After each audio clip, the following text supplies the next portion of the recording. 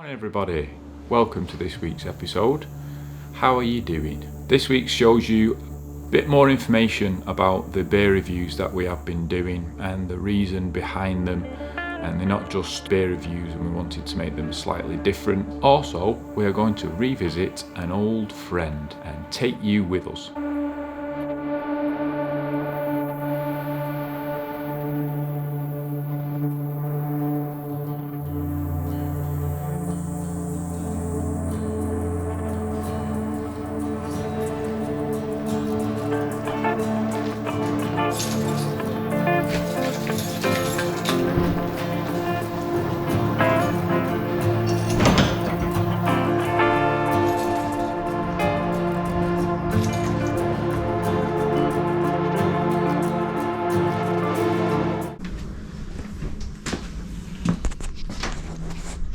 So we thought it might be nice to have a little visit into the sip as we're tidying it up, because everyone's missed it. We've missed it.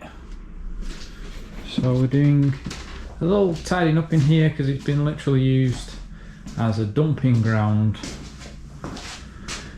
for the past, well, going on for 10 months now, 9 months maybe. So yeah, there it is everybody. Say hi. What are you sorting out?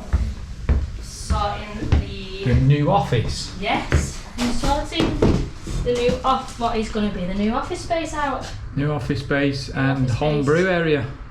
And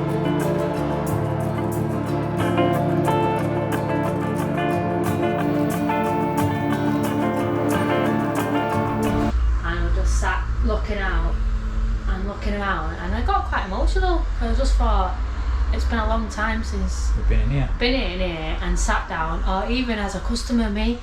Like, I was thinking, I had so many memories here, like coming in with with Nick and. And I know it's been nice that we're doing all the courtyard up and everything like that. Yeah. But obviously, this is still the place it started, and this is still an important place. It's still an important part. Yeah. And it's like it's nice to get it. I feel quite emotional, to be honest.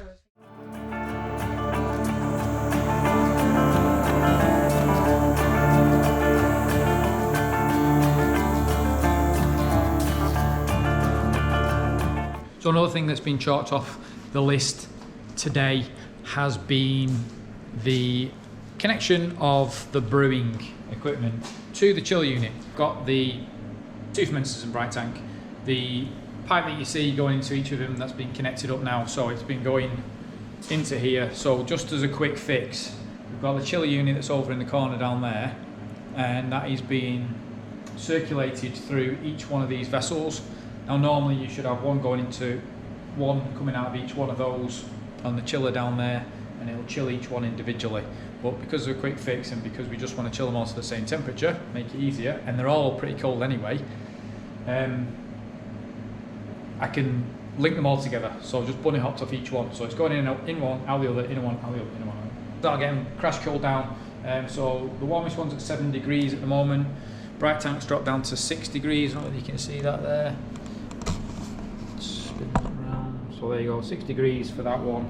That one's at 7, and that one's at 6. So we want to get these down to about 2 degrees. They're going to get down to.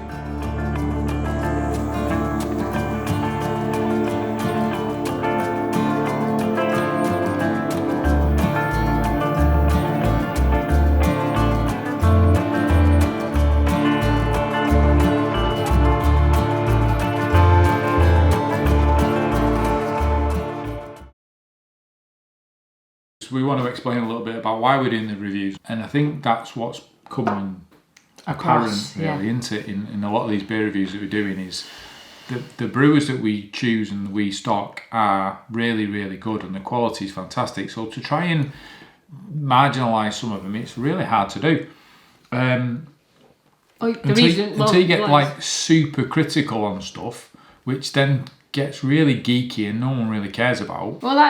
We've reiterated on so many times now that these reviews are for the customers, and because you can't come into the bar. And like Chris said, we're not going to stock things that we don't think will sell. So we're not going to stock stuff that, well, personally, that Chris doesn't like. He's not going to stock things that he knows that actually I'm going to get all those in.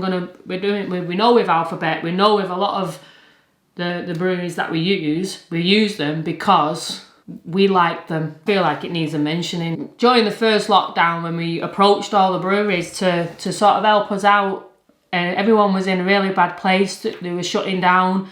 They would only sell to supermarkets. 2 breweries that really stood out and really went that extra mile to sort of help us out and get beer in, and Alphabet was one of those.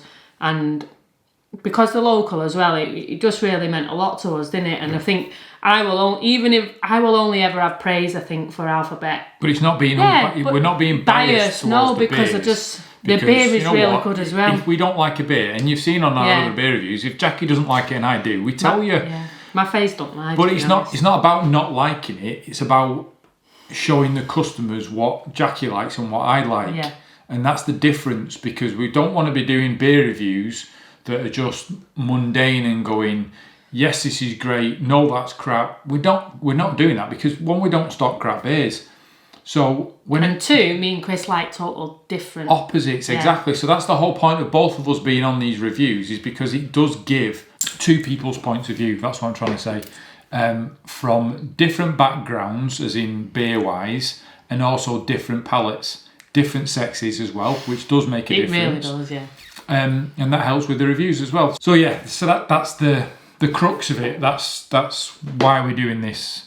And you may be sat there thinking, well, you're just scoring everything 4, 4.5.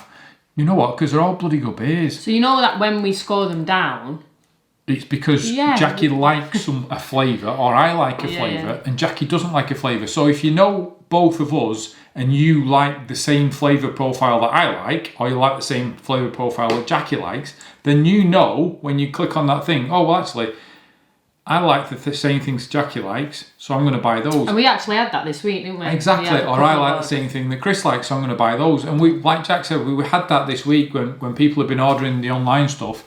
That's what they've been doing. So you know that's what we're doing it for because you're not in the sit. We can't come in and ask us, Chris, what do you reckon? Do you think alike? You can't do. They do text. Yeah, you do text. Text which is welcome. Great. You want a text, fine. that's fine. But for everyone who doesn't, and this is what this is for. So while we quickly pour this, we've just had an off-camera discussion about the back of this beer. It says it's a resinous IPA. Now, we're not getting into beer geekiness. So Jacqui said to me, what's resinous mean?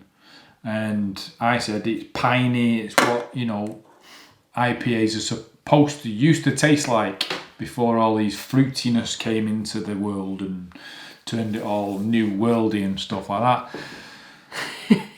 So what did you say? I said, like the wood chip in the park. It tastes like wood chip in the park. To which my response was, I've never tasted wood chip in a park. Why would you? So, when you jump off the swings and you land on your legs or your bum, and the wood chip used to flick up, and sometimes it flicked into your mouth. It tastes like the smell of the taste. When you smell something, or you taste something, you think, oh, that smells like that taste. It tastes like wood chip. Anyway.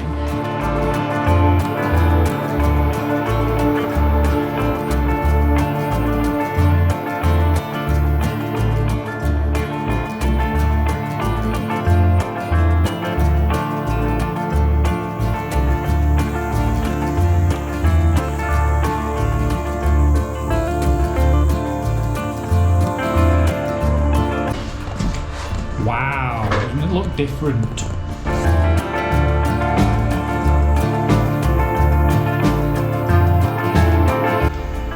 It's like an office. Actually, got somewhere to come and work. It's out of a house environment. It's the next chapter. Next chapter for the SIP, which is next chapter.